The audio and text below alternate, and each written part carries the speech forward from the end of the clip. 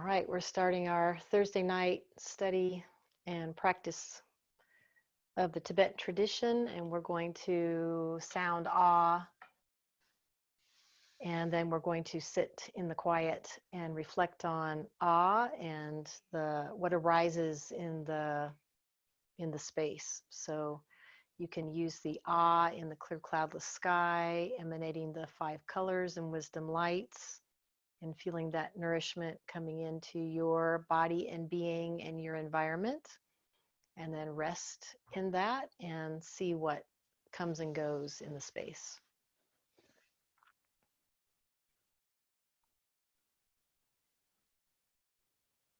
Take just a couple bottle breaths, long and deep. Feel yourself settling in your bones, in your skin.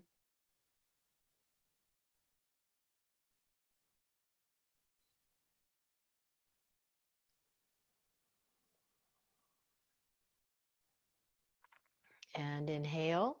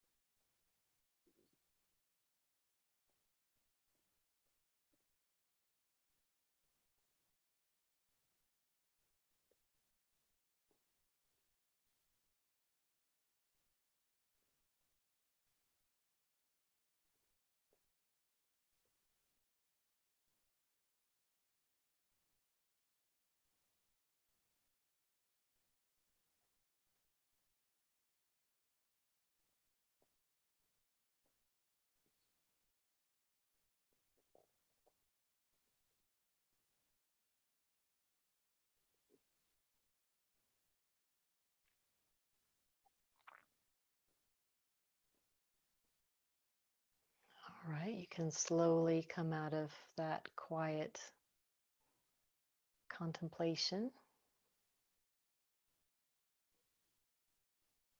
And having done that, then just still take a moment with yourself to have your eyes open, being in the room you're in, feeling yourself the way you are. Notice if things look a little different or feel a little different.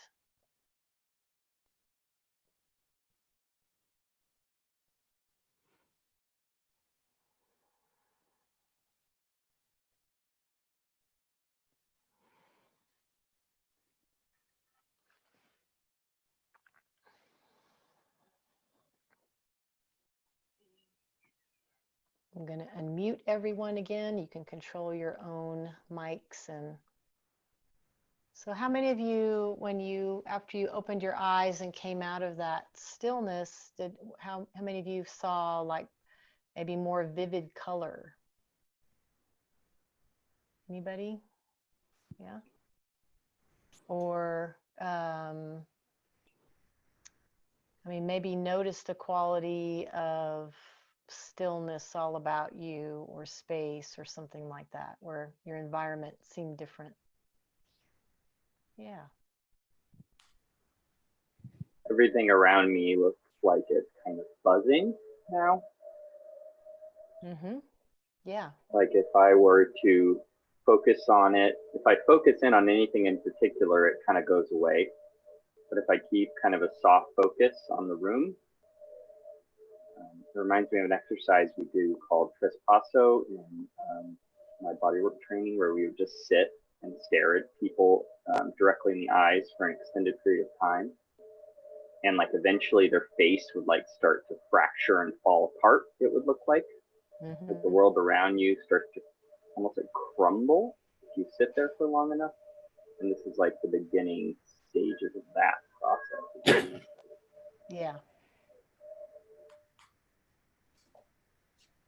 Yeah, you start to see forms not as solid forms, but you start to see space around the particles that create the forms.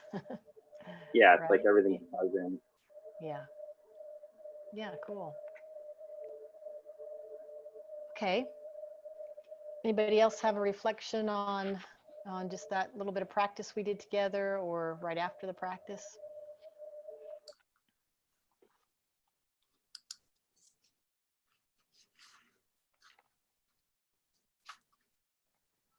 Last class, we completed the chapter 6 on the base, and we stopped short of getting into the chapter 7 on the path. So we are at the beginning of a new chapter. Are we going to read the 6 Vajra verses first? I was thinking that what I wanted to do was read the Song of the Vajra, because Jim mentioned that, and that is in the chapter on the base. In my version that looks like this, it's on page 91. So see if you can find it written inside that chapter.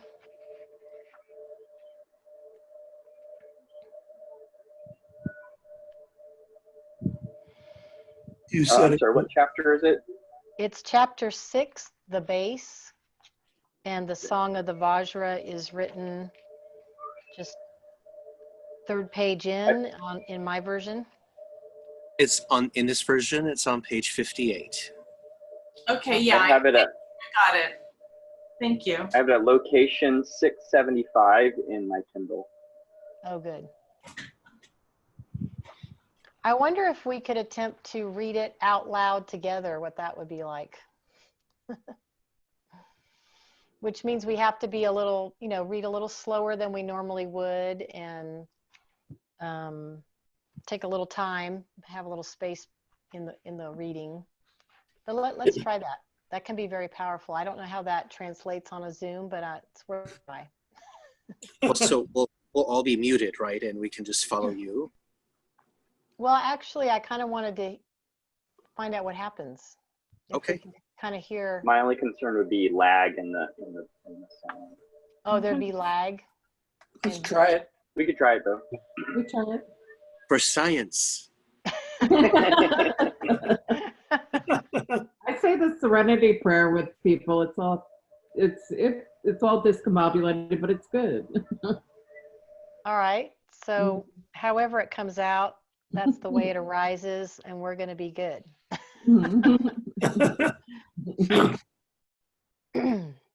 Okay, let's start with the title when we start. And we'll take a breath in together. The Song of the Vajra, unborn, yet continuing without interruption, neither coming nor going, omnipresent, supreme Dharma, unchangeable space, without definition, spontaneously self-liberating, perfectly unobstructed state, manifest from the very beginning, self-created, without location, with nothing negative to Reject. and nothing positive to accept, infinite expanse, penetrating everywhere, immense and without limits, without ties, with nothing either to dissolve or to be liberated from, manifest beyond space and time, existing from the beginning, immense in inner space, radiant through clarity, like the sun and the moon, self-perfected, indestructible like a vajra, stable as a mountain, pure as a lotus, strong as a lion, incomparable pleasure beyond all limits, illumination, equanimity, peak of the Dharma, light of the universe, perfect from the beginning. Wow, I think I want to hear that when I die. Just like that. That was great. Reminds me of a barbershop quartet when people come in with the same line a little later than the other. Yeah. What is a Vajra? Did we discuss that maybe early on? Yeah, a vajra is well, it's an object that's got two ends, and it suggests the continuity of something and the indestructibility of something. And I'll show you, I have one. Let's see.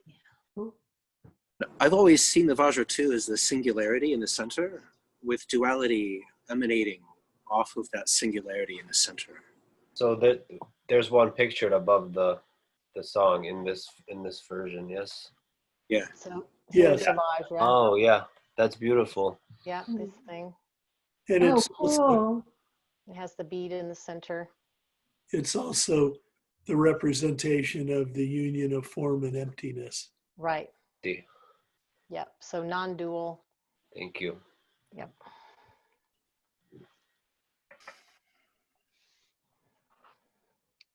Okay.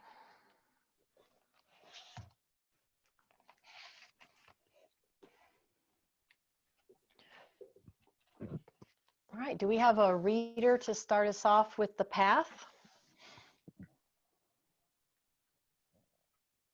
So are we reading right after the Song of the Vajra, or No, we're going now to chapter 7, the path. Oh, okay. We've already read the chapter on the base.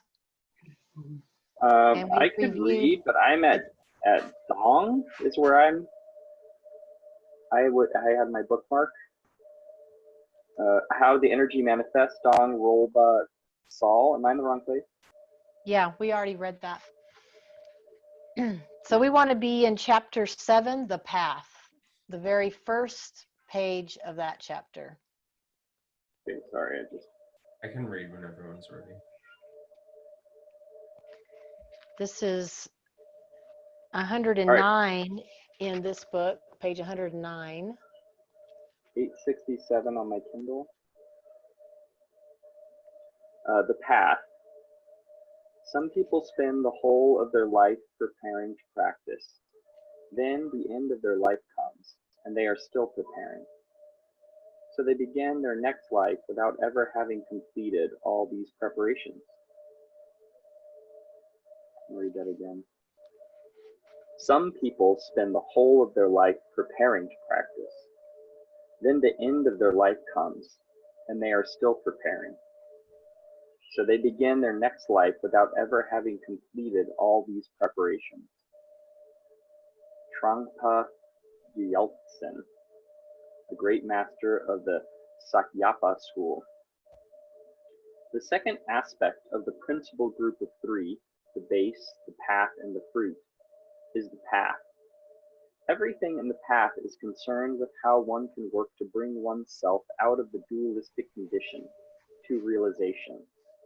Because even if the master has transmitted an introduction to the primordial state directly, and has given an explanation of the state and how it manifests, the problem is that we ourselves remain closed up in the cage of our limits.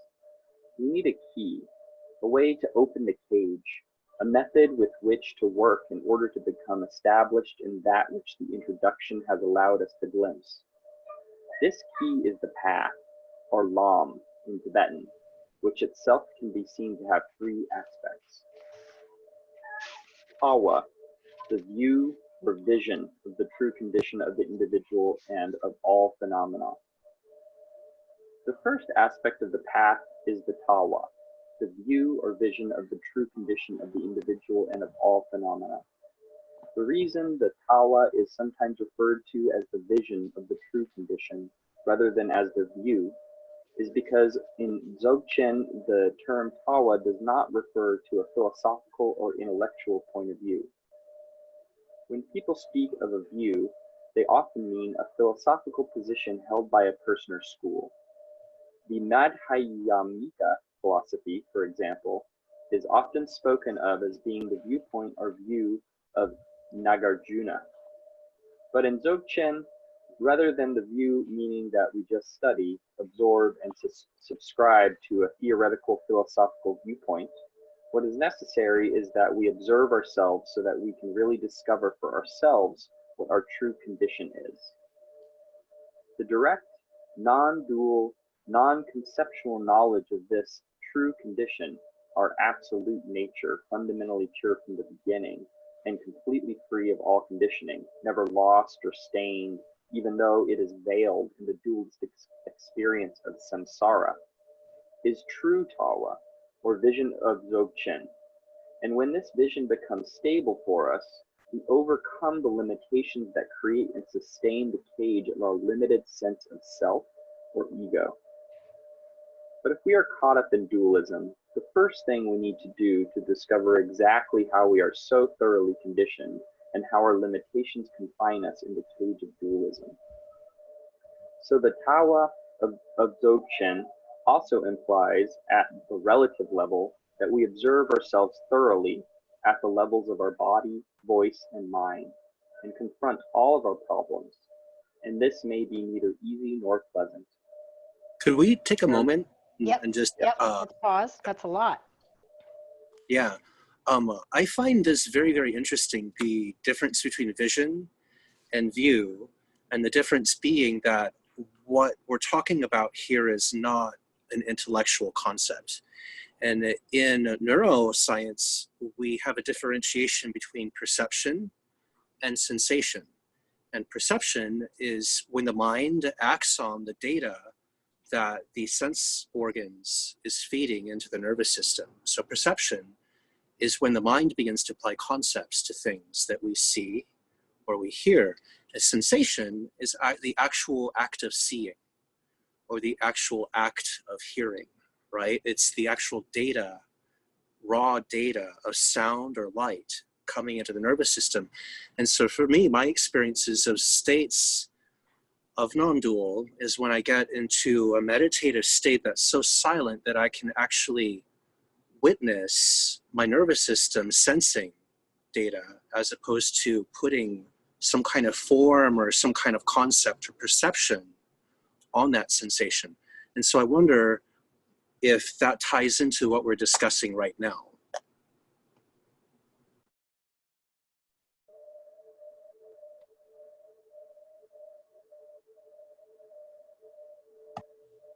Like, is this idea of vision an experience as opposed to view, which would be an intellectual process? View here is referring to the base also. Like, here's the base inside of the path. The view is that we come from this fundamental, beginningless, primordial awareness, and it's not view like you're saying perception of that. It's the reality. It's our base. It's our fundamental condition that we start with. That's the view. But I reality, think of the right. sorry. I think of the definition of view like when a room with a view, it's like the landscape is the view, right? Mm-hmm. Or a viewpoint is like a place where you see all these things, and then vision is the thing that you're doing to the landscape, which I think has correlations to what you were both saying. I think that, I mean, the simplest sentence in that whole thing is in the, after it says tawa, it's 2 full paragraphs down. It says the direct, non-dual, non-conceptual knowledge of this true condition, our absolute nature, fundamentally pure from the beginning and completely free from all conditioning, never lost or stained, even though it is veiled in the dualistic experience of samsara. This is the true tawa or vision that the word view or vision here is talking about. Man, you're It's our beautiful. primordial condition. That's the view.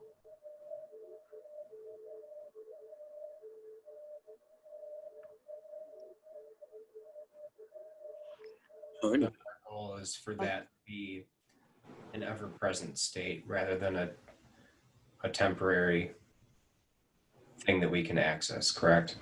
Right. It's always there whether we're aware of it or not, whether we are accessing it or not. And that's different than some paths where we are in a dualistic condition and we can do things to transform ourselves, to purify ourselves, to refine ourselves, to be able to be in a different state. It's not a transformational path.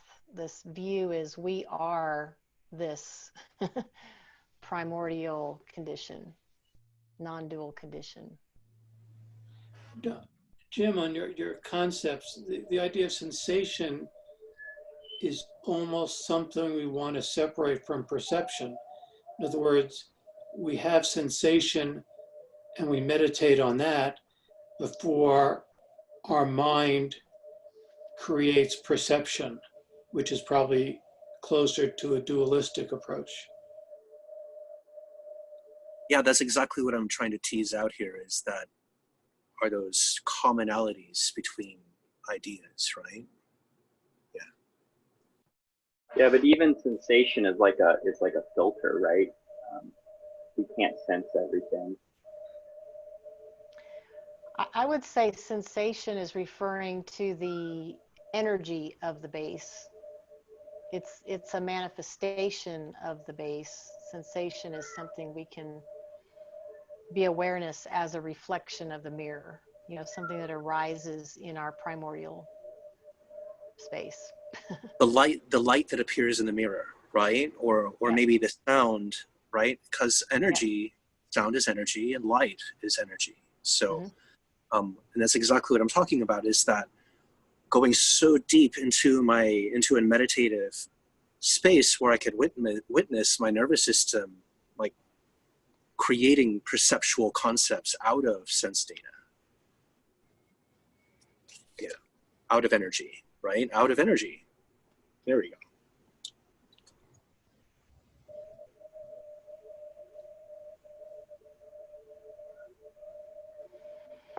Should I continue?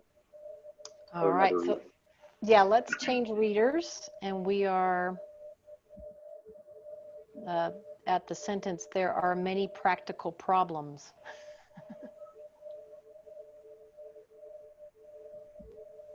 I can read. I'm already unmuted. Why not? Okay. There are many practical problems relating to our work, our living conditions, getting enough to eat, our body, and so on. These could be called the problems of the body. Then there are the problems of the voice or energy, nervousness, neuroses, psychosomatic problems, and various other types of disturbances. And even if we are physically fit and materially well off, there are still the problems of the mind. These mental problems are so many and can be so subtle and so hard to see. There are all kinds of games that we play in order to maintain, impose, and boost our own egos. We play these games imagining that through them we will somehow improve our situation. But in fact, all we succeed in accomplishing is building a cage and locking ourselves inside it. And once we are in the cage, the problem then becomes that we decide ourselves into no longer even being able to see that it is there. So the first step towards getting out of this self-created cage is that we must become aware that it is there. And this can only be done by observing ourselves all the time. This is another reason why the mirror or milong is such an important symbol in Dzogchen. Besides representing the true condition of the base and the inseparability of the two truths, relative and absolute, the mirror also serves as a reminder to observe one's own condition at all times. There is a Tibetan proverb which runs like this: on someone else's nose, one won't fail to notice the presence of even something as small as an ant. But on one's own nose, one won't even see something as big as a yak.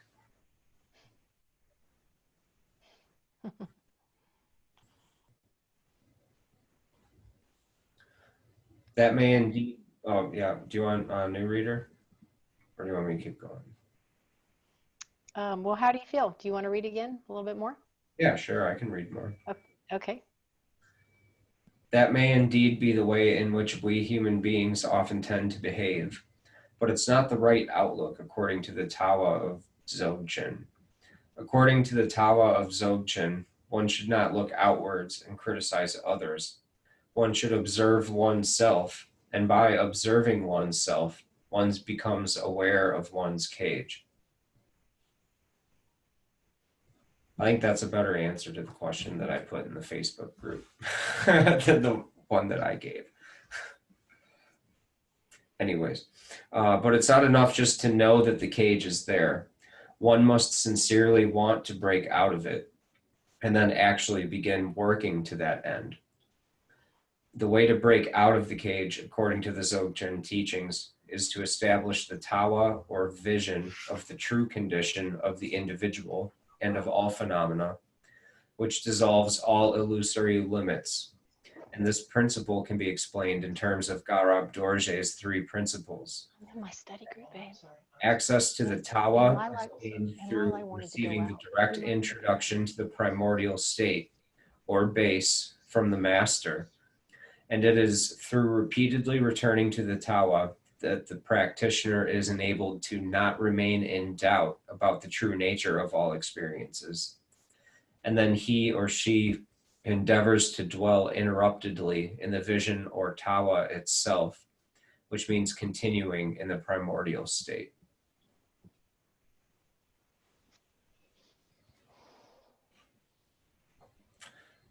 But whenever one does not find oneself in the primordial state, one should constantly observe oneself without distraction, governing one's behavior with the kind of relative self-observing awareness that recognizes the consequences of one's actions. And one should maintain this awareness for as long as the absolute spontaneous non-dual awareness of the primordial state, that is, one's true condition, is not present. Although we have just considered the Tawa in terms of all three of Garab Dorje's principles, it might be more usual to regard the first two principles as referring to the Tawa, while the third principle refers more specifically to the Gompa and the Chopa, which will be explained in the next two sections of this book.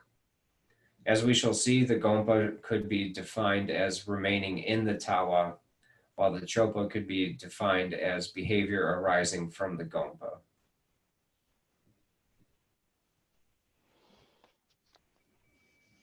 Okay, and I think we should go back and read Garab Dorje's 3 principles again. So going back up 3 There's a lot of- paragraphs. Yeah, I think we should just hear it again. So would somebody like to read that, starting with Garab Dorje's 3 principles, colon? Y'all see that 3 paragraphs up? Not barking.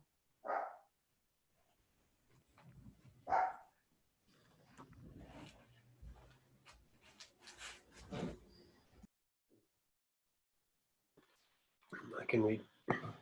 Okay. This process can be explained in terms of Garab Dorje's. Oh yeah. Oh, sorry. Oh, you just took the phrase before. All right, cool. That's good. Oh yeah. Garab Dorje's 3 principles. Access to the Tawa is gained through receiving the direct introduction to the primordial state, or base, from the master. And it is through repeatedly returning to the Tawa that the practitioner is enabled to not remain in doubt about the true nature of all experiences. And then he or she endeavors to dwell uninterruptedly in the vision or Tawa itself, which means continuing in the primordial state. But whenever one does not find oneself in the primordial Just pause, Yeah, I just wanted to read those 3 things again. it all is so interesting. So access to the Tawa is like when you're realizing for the first time that you're in the cage and the cage is being ripped off, and through repeatedly releasing yourself from the cage, then you're able to dwell interruptedly without the cage, but the cage returns when not actively pursuing existence outside the cage. Until you're stable. Yeah, and then it becomes spontaneous. Okay. But we have an active practice to do until that practice becomes uninterrupted and it's spontaneous. There's no effort required in it. We simply are in our primordial state. Even through all the activities of the day, we don't ever leave it. So that's the goal. Okay. It's a good goal. Would you say that's the same state that we were when we were babies, like just born?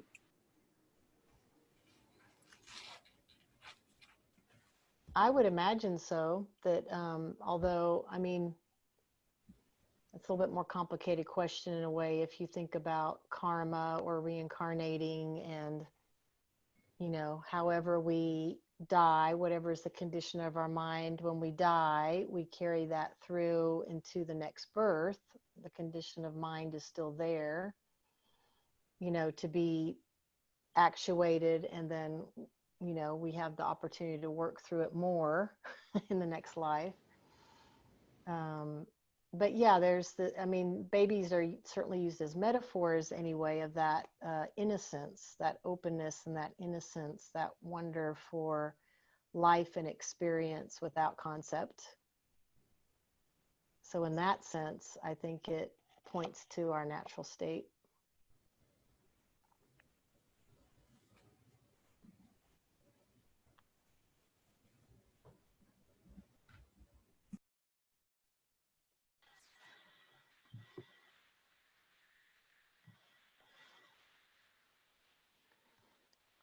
Okay, so then the in that next paragraph, the relative self-observing awareness and the absolute spontaneous non-dual awareness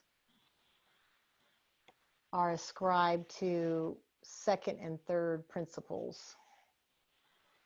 So the active part, the relative self-awareness to really exercise our consciousness or awareness, so we know what we're doing and we know what our actions create. That's the active part we have to do until we're integrated and we have the spontaneous non-dual awareness going on. So those are new terms to call it relative and absolute. So we have the introduction of the state, we get that glimpse, and then we want to perpetuate that state. So we have the relative self-awareness work to do. And then we want to remain continuously in the state, which is a kind of letting go and letting be, where there's no effort in being there. State is integrated. We are integrated with our natural state.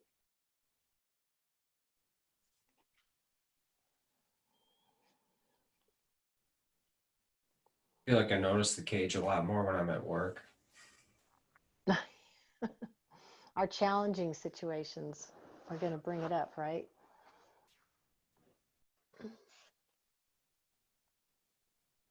Yeah, it's a good thing to reflect on. A good thing to stop and share about. There's things like something I've observed is sometimes tiredness is a great sort of fundamental condition to be in a more being kind of state, a letting go and a surrender of being. And then sometimes it's the opposite. It produces the cage of irritation and like the feeling that, you know, I can't do anything, or I'm too tired to use my mind like that, or you know, all kinds of thoughts and going through my mind about a this or that. And sometimes it's a total letting go into it. So maybe just think about where your own challenges are, like different states of being at work.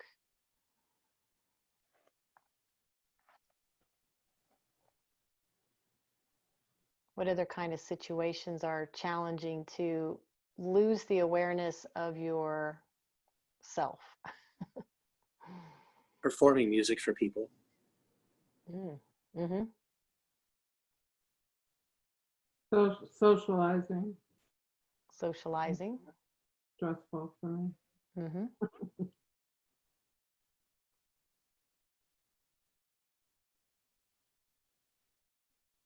I would say for me, it's when I see that people are not getting at all what I'm saying, you know, that there isn't the listening there. Mm-hmm. Okay. And when is it easier?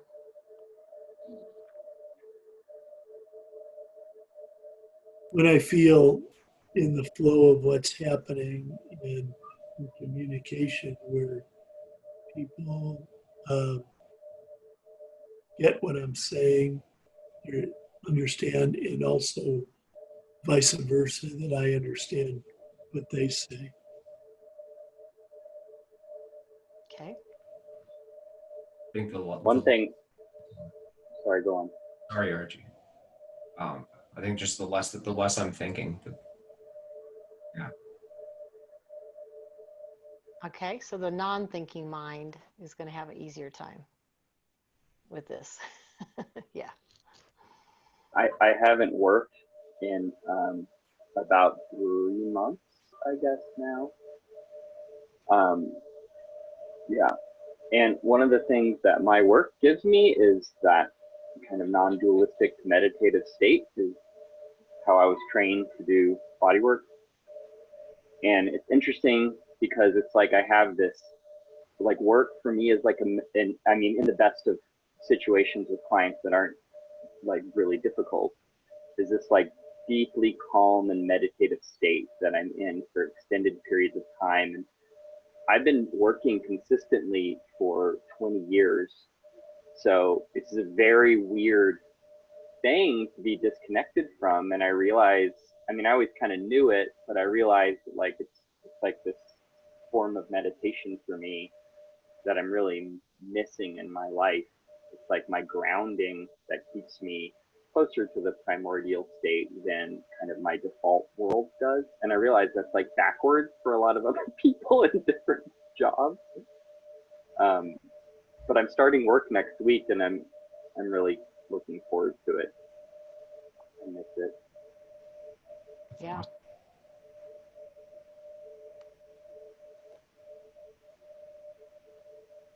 So for some people, when they're alone, it's easier. For some people, when they're around people, it's easier. Like alone, somehow the space gets filled up more with thoughts or notions or nervousness or whatever. And for other people, you know, some people can deeply relax in the company of others, and other people can't. Sometimes it's a certain kind of music, right, that can take us into a deeper state. And then there's other kinds of music that pull us right out. Yes, we all have different things about that. But then it's good to mix it up. So the fact, Archie, that you're not working, and then to find how can my normal day-to-day activities become meditative, you know, or how can I approach these things in that same way I approach my body work. That's of course valuable, right? Yeah, until your 1-year-old's like, yeah, nope.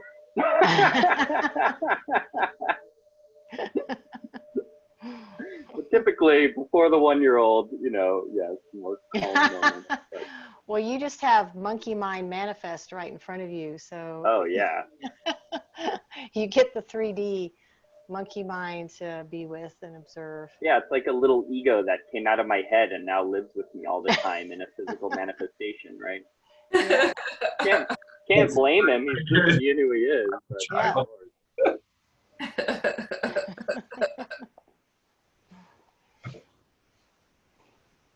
Okay.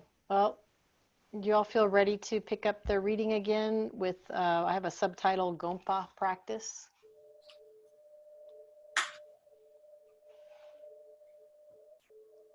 Is there somebody who would like to read?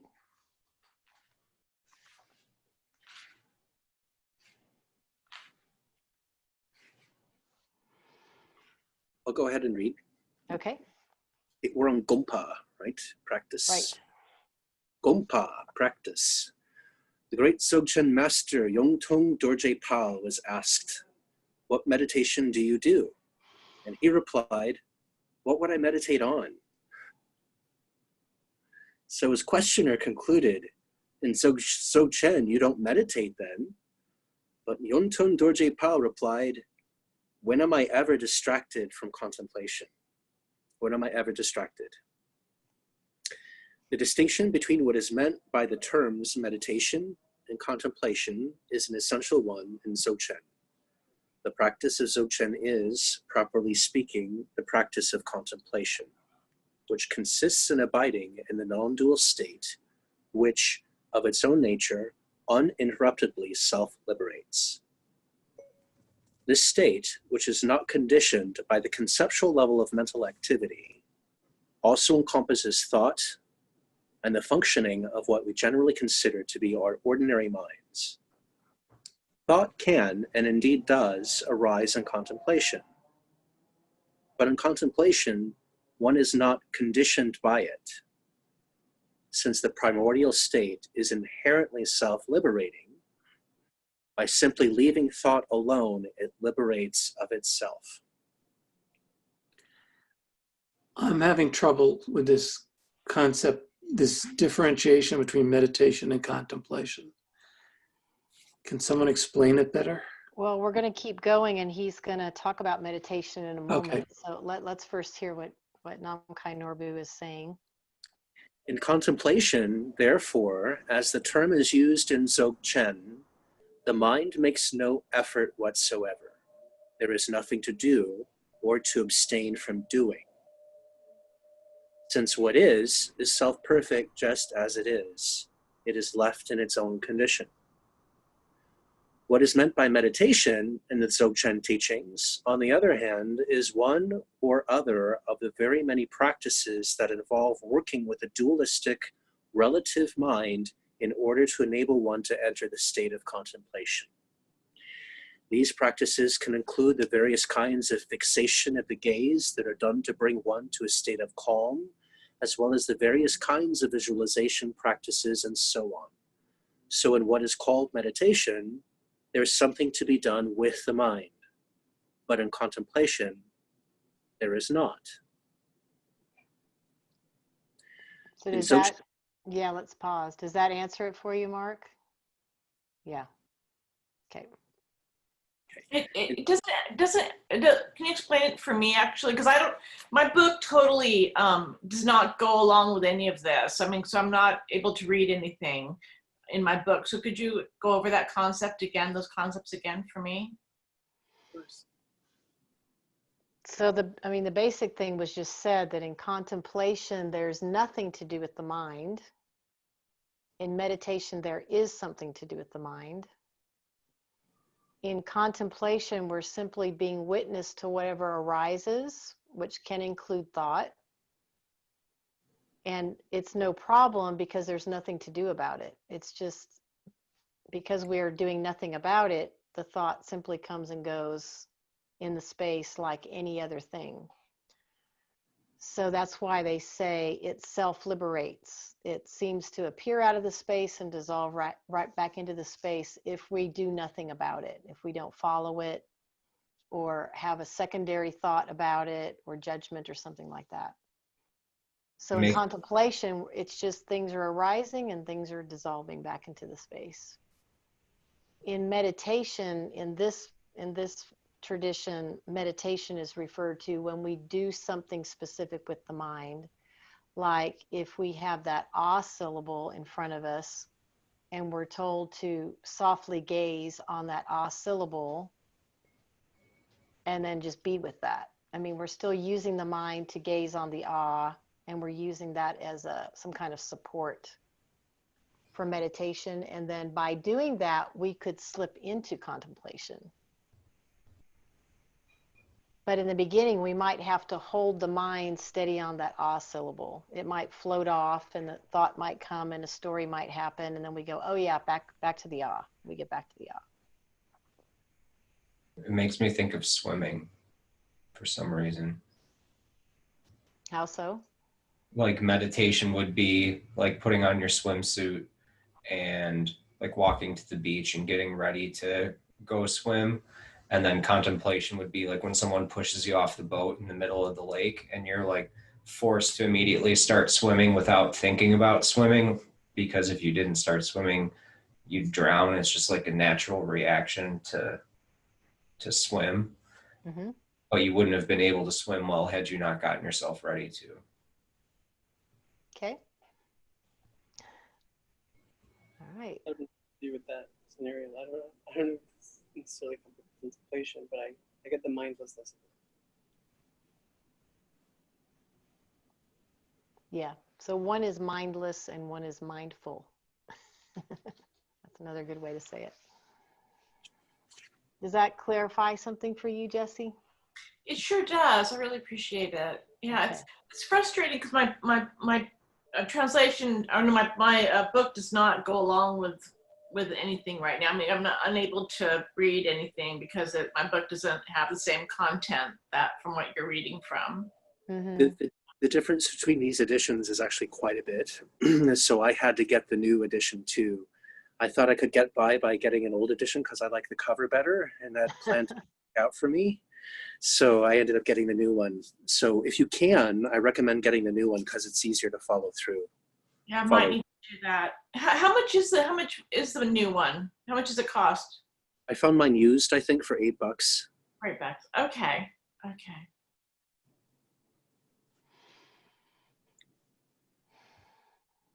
Shall we continue? I think my Kindle one was like $10 too, and it's the same text. But I wish I had the book because it'd be easier to turn pages and stuff when we're looking at things. Oh, yeah. That's a good point. All right, so we're on the paragraph after what is meant by meditation. So it starts with in Dzogchen contemplation. If someone wants to read, this begins a new idea. So, or I can continue.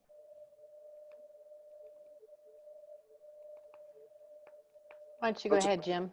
Yeah. Just go ahead and finish that piece. In Dzogchen contemplation, free from the defects of sleepiness, agitation, and distraction, both the moments of calm that occur between one thought and another, and the movements of thoughts themselves, integrated in the non-dual presence of enlightened awareness.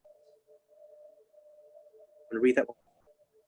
In Dzogchen contemplation, free from the defects of sleepiness, agitation, and distraction, both the moments of calm that occur between one thought and another and the movements of thoughts themselves are integrated in the non-dual presence of enlightened awareness.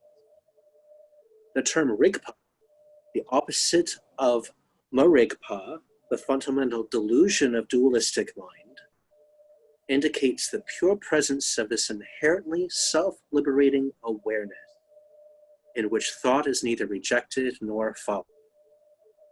If one cannot find this pure presence, or Rigpa, one will never find Dzogchen. To find Dzogchen, one must bring forth the naked state of Rigpa. The state of Rigpa is the pillar of the Dzogchen teachings, and it is this state that the master seeks to transmit in the direct introduction, the transmission of which, as my master Changchub Dorje showed me, is not dependent on either formal ritual initiations or intellectual explanations. But if one does not find oneself dwelling in this state of Rigpa, it is only by observing one's condition at all times that one can know just which practices to work with at any given moment in order to get out of one's cage and to stay out of it. I'm going to read that again.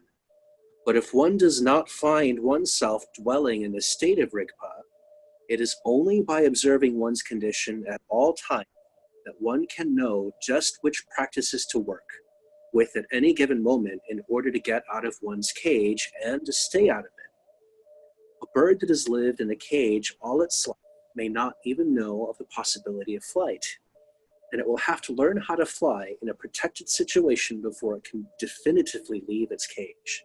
Because otherwise, without the ability to fly well, once the bars of the cage are no longer there to protect it, it will be vulnerable to every kind of predator.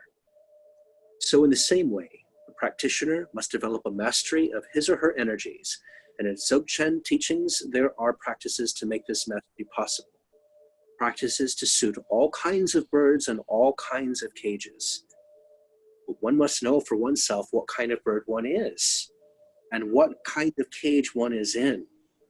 And then one must really want to come out of the cage, because it's no good just making one's cage a little bigger or more beautiful by, for example, adding some fascinating new bars made of some exotic Tibetan teaching. It is no good building a new crystal cage out of the Dzogchen teachings. However beautiful it might be, it's still a cage. And the whole purpose of the Dzogchen teachings is to take one out of all cages, into the expanse, the clear sky, into the space of the primordial state. I'm going to breathe for a moment there. Mm-hmm. Yeah, that's big. Yeah.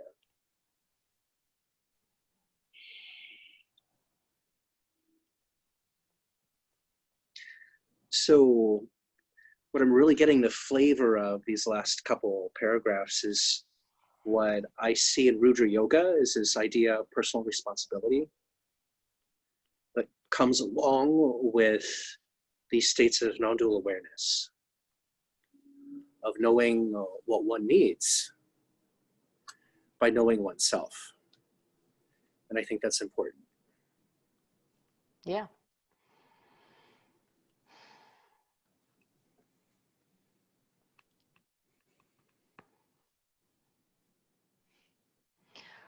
Well, I think this is a good place to stop. That was a lot, very meaty on the path, and something that would be good for everybody to review in your own time.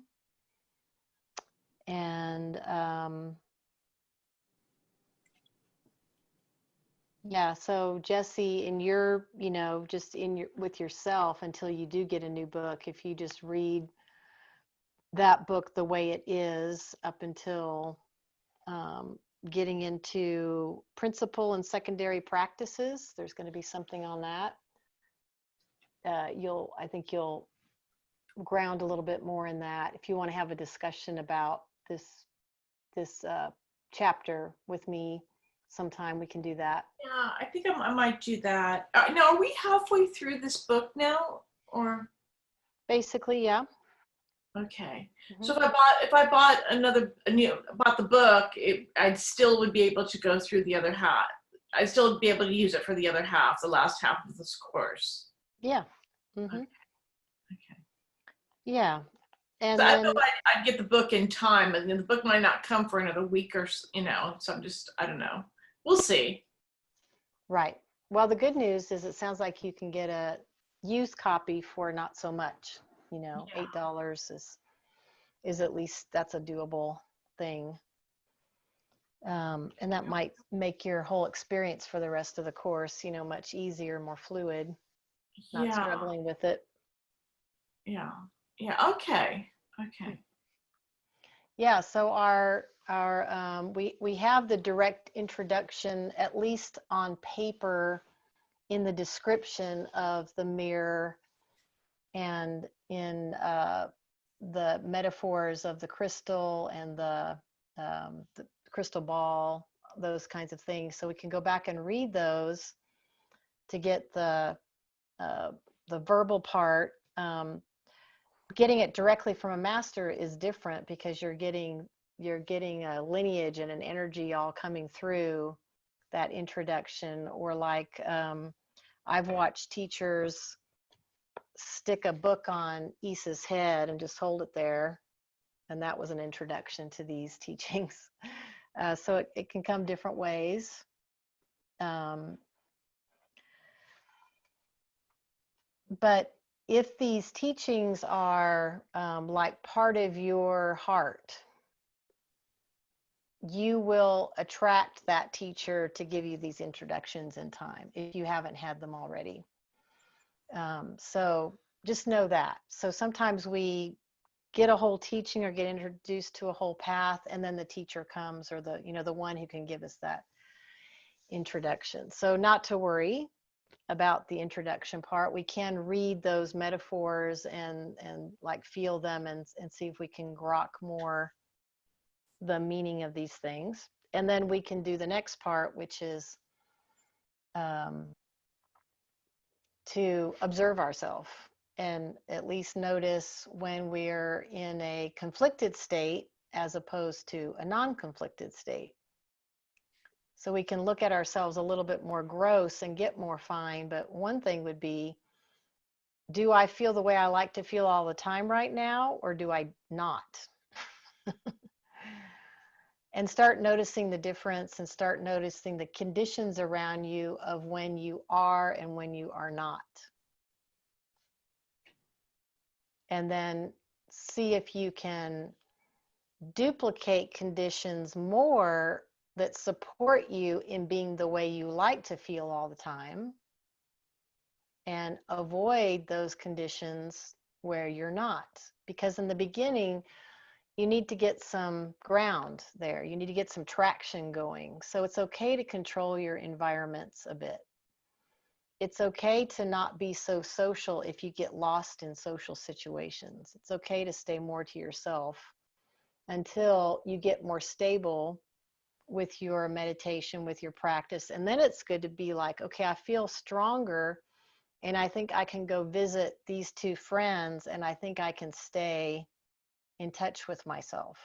And you can try it and see how you do. And then in that situation, you can decide, instead of hanging out with them for 3 hours, I'm going to hang out with them for 45 minutes and see how I do for a shorter period of time, like that. That's how we can monitor our conditions to make the best conditions possible for having the awareness of ourself, the witness of the mind, to continue and be at least less broken. And then we start building a muscle that way.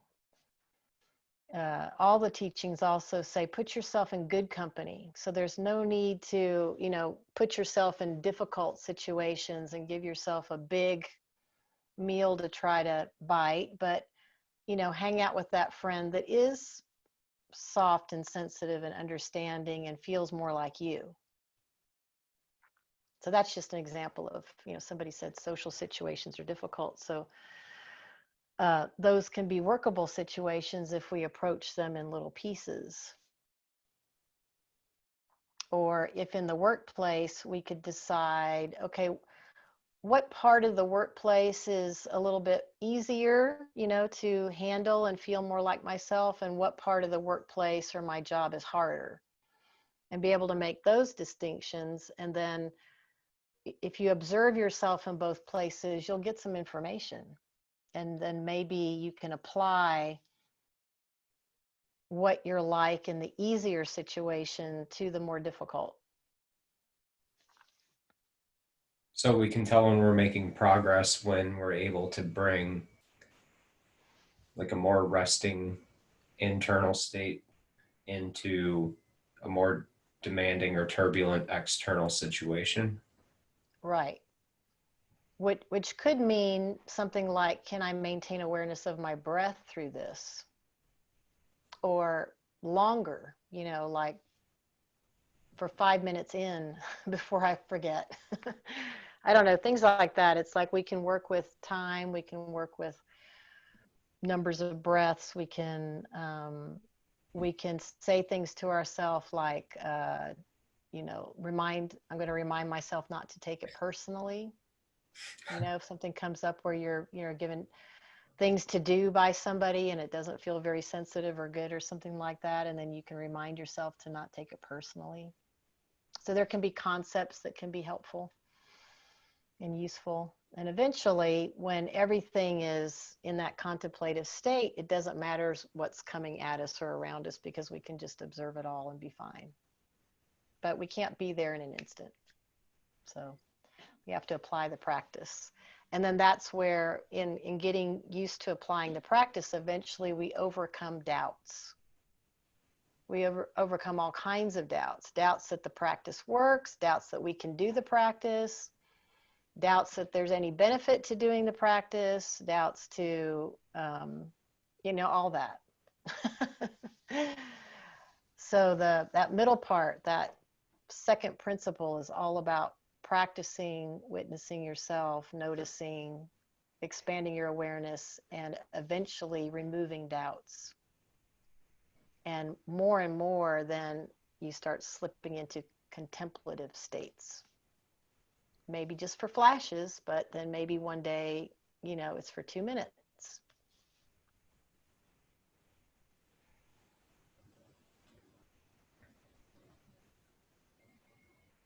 All right, so I think it's 7:56, and I created a screen for us tonight where I could start teaching you the dedication of merit prayer that I have sung in class.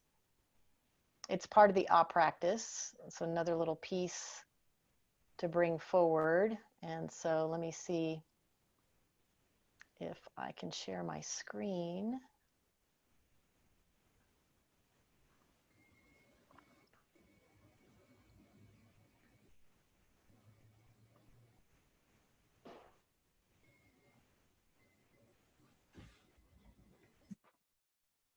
Okay, it's telling me to do all kinds of stuff like open system preferences and look at the privacy stuff. So that's new.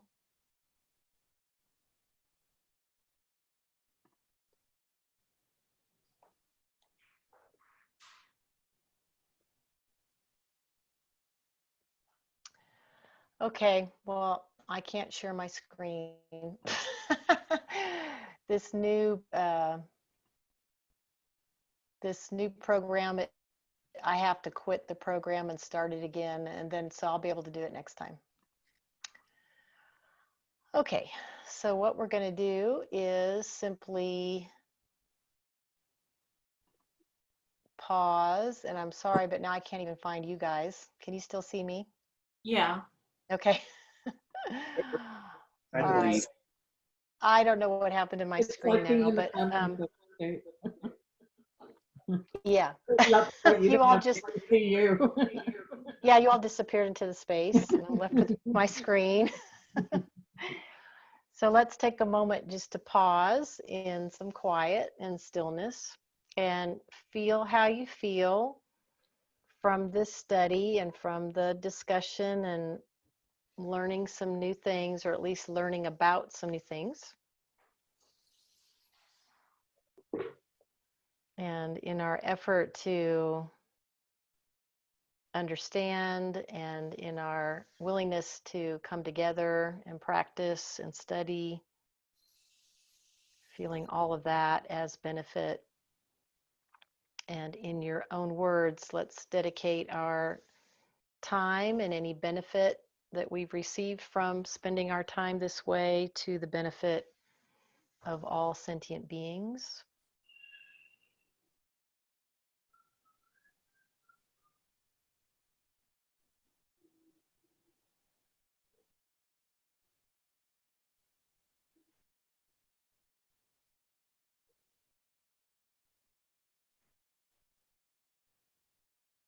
And then I'm going to sing the Tibetan, and I'll be sending you this by email so that you can start learning it and singing it with me. Om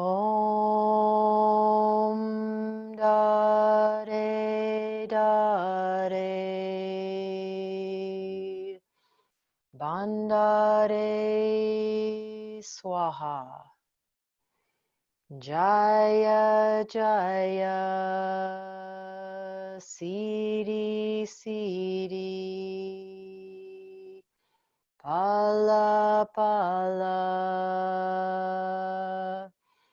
Ha Hasha Sama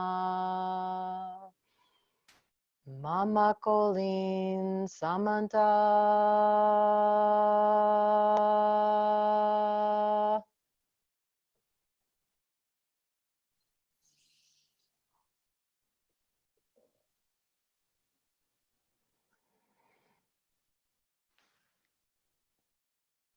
All right, and thank you everyone for joining the practice